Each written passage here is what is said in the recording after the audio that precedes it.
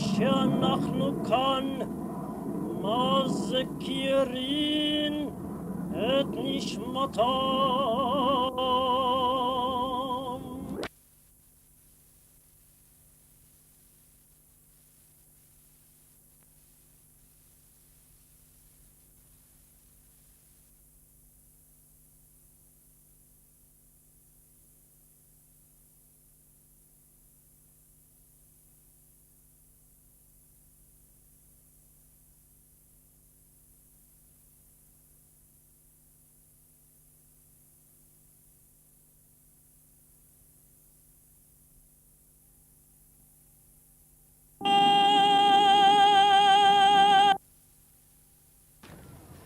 Mr. Chairman, Rabbi Rabinowitz, the honored guests, my colleagues in the Congress, and ladies and gentlemen.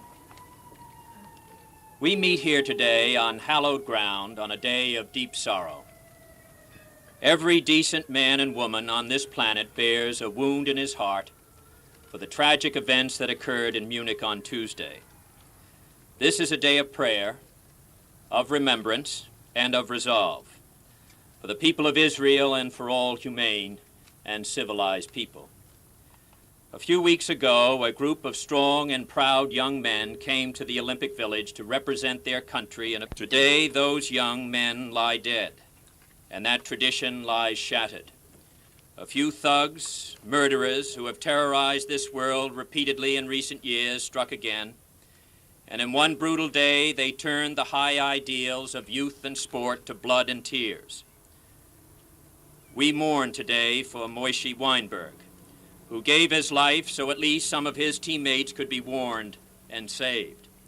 We mourn today Zev Friedman, who will never wrestle again because he was bound and gagged and killed by an act of political terror. We mourn today for David Berger, for themselves and their country. Instead, they gave their lives. We in America share the horror. We too have heard the shots ring out.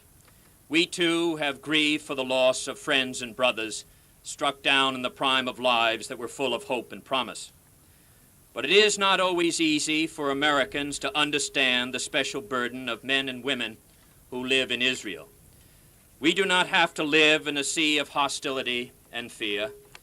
We do not have to pass each day in the face of armed aggression. We do not have to live in a world of nations whose policies